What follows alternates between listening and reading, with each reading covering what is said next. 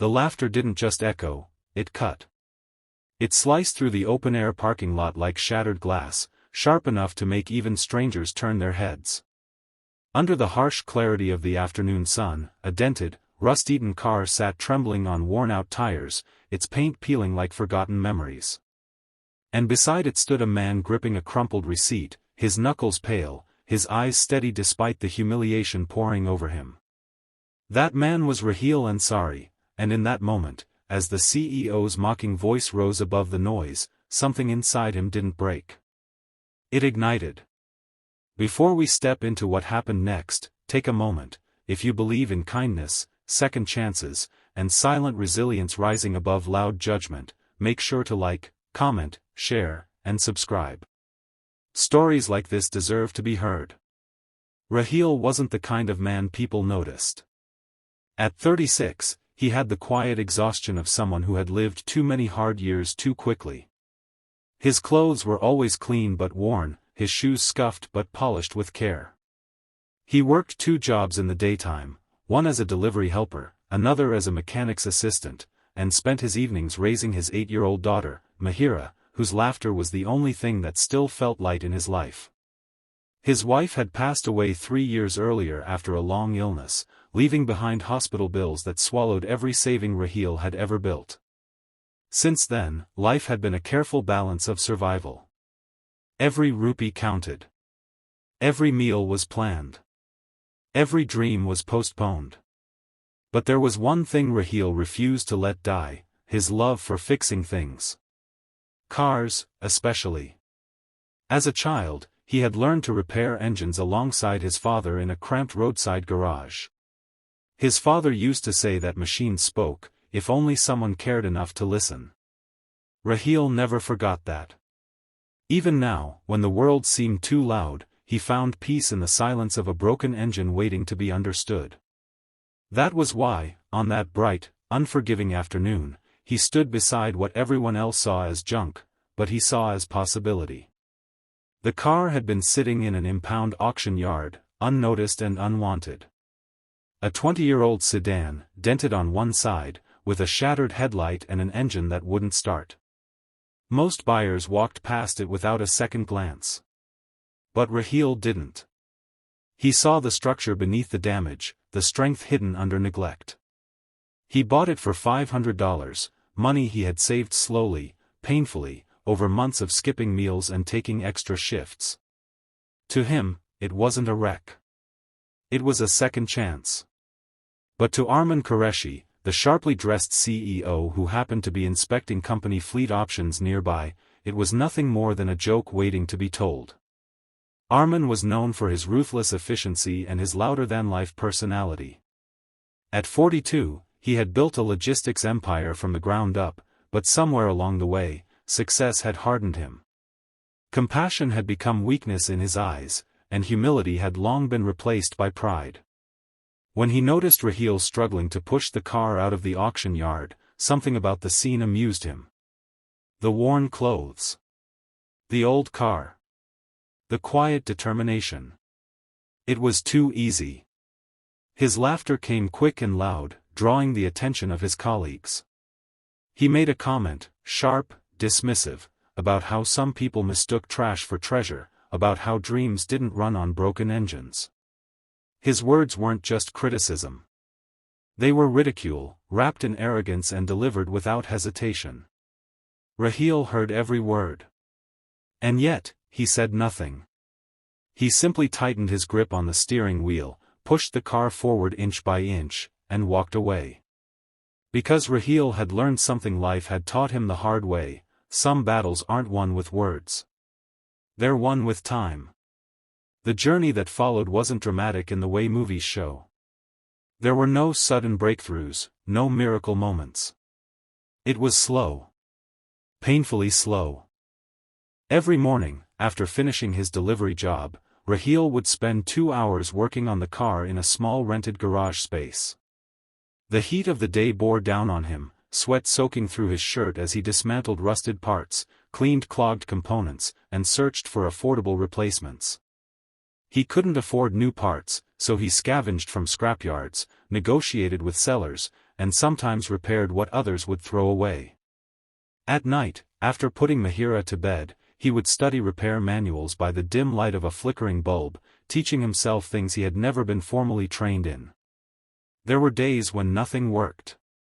Days when bolts refused to move, when parts broke in his hands, when exhaustion made his vision blur. Days when he questioned everything, whether the CEO had been right, whether he had been foolish to believe in something so broken. But then there were moments. Small ones. The first time the engine turned over for half a second. The first time the headlights flickered back to life. The first time Mahira clapped her hands in excitement, calling the car their miracle machine. Those moments kept him going. Weeks turned into months. The car slowly began to transform. What had once been a rusted shell started to regain its form. The dents were hammered out. The engine was rebuilt piece by piece. The interior was cleaned, repaired, and restored with careful precision. But Raheel didn't stop there. He had a vision.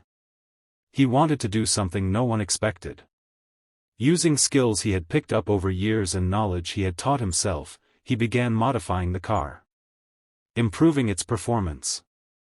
Enhancing its efficiency. Reinventing it entirely. It wasn't just repair anymore. It was creation. And slowly, something extraordinary began to take shape. Meanwhile, life didn't get easier. Bills continued to pile up. There were nights when Raheel went to bed hungry so Mahira could eat. There were mornings when he had to choose between buying tools or buying groceries. But he never stopped.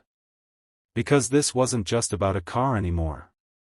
It was about proving something, to himself, to his daughter, and maybe, just maybe, to a world that had stopped believing in people like him. Nearly a year later, on another bright afternoon, the car rolled out of the garage, not as a wreck, but as a masterpiece. The transformation was undeniable. Sleek, polished, powerful. A vehicle that didn't just look new, it looked better than new. Word spread quickly. People who had once ignored the car now stopped to stare. Mechanics came to inspect it. Enthusiasts gathered to ask questions. Videos of the car began circulating online, showcasing its incredible journey from scrap to brilliance.